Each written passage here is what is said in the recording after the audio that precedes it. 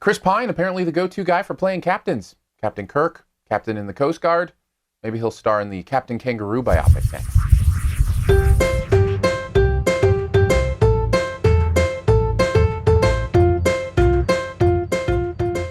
That boat is too small for these seas. And this ship will be sunk by nightfall.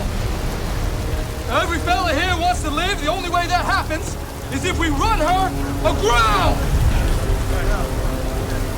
Now we're gonna set up a watch and look out for a shoal. I need 4 men working the pulleys on the emergency tiller. I need 4 men manning the pumps after steering, and the rest of you run a bucket line topside down below, communicate with the engine room. And somebody keep blowing that whistle. The Finest Hours, brought to us by the Disney Company. It's based on the true story of what is considered the greatest small boat water rescue of all time in the Coast Guard. But is it one of the greatest movies of all time? Let's check it out with 5 things you might want to know before you see The Finest Hours. For number 1 today, I'm going to go on a little bit of a familiar rant. I hate it when movies give away stuff that could be really cool.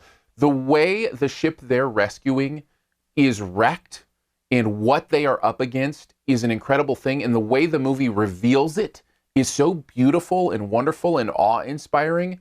And then the fact that they put it in every trailer and piece of promotional material for the movie just frustrates me. I would have loved to have had that experience of what had happened to this ship live in the theater. Does it make it a better movie or a worse movie? No, it just affects your movie-going experience. I'd say if you can go into this one clean, which I'd say with every movie, do it, because I think you'll be rewarded. All right, let's get into the actual substance of the film. Is this a good movie? I think the answer is yes, and a lot of that has to do with the performances. Let's start with Chris Pine, since he's kind of the center of it as this captain. I was expecting kind of that typical bravado, machismo that you've seen him do with Captain Kirk and in other performances. He gives a really nice, subtle, almost meek and mild performance here. What's amazing is he pulls it off. When you see actors play against type, oftentimes it doesn't work. I think it actually works here with Chris Pine, and I gained another level of respect for him as an actor.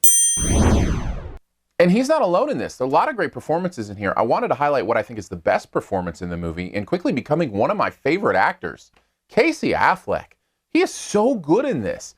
He looks so young, and you think of him as, a very young guy, but he plays this leader of men in this movie as he's, on this ship that's wrecked and trying to get people to do the things because he knows the boat so well. And it's a typical role you've seen, but he plays it with such a grounded reality that I really bought into it, and I loved it. It's like one of those characters that you love and also you believe, and that's a great combination to have. Plus, the other major thing this movie has going for it is it's an incredible story. Now, they did change a few things, as a lot of true stories do, but nothing that impacts kind of the overall big picture stuff that happened here, and that overall big picture stuff is incredible. So that is a movie that I love going to. I'm a sucker for an against all odds, can they survive, what's going to happen type movie. This is one of those movies, and it does it very, very well.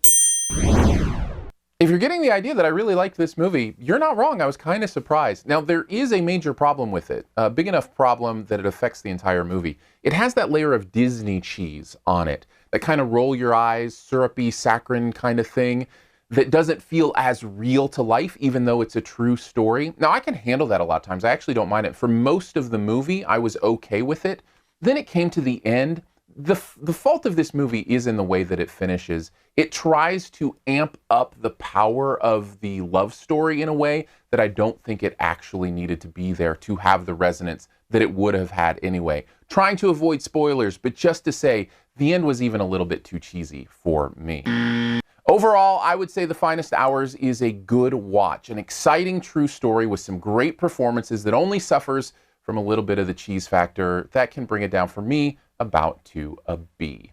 Thanks for checking out this Your Movie Friend review. We'll get to the best ever challenge here in a bit. First, I want to let you know about stuff that happens here at Your Movie Friend. Just click the info cards right up in this corner. That'll lead you to the website, how to support the channel, as well as other reviews that have happened here.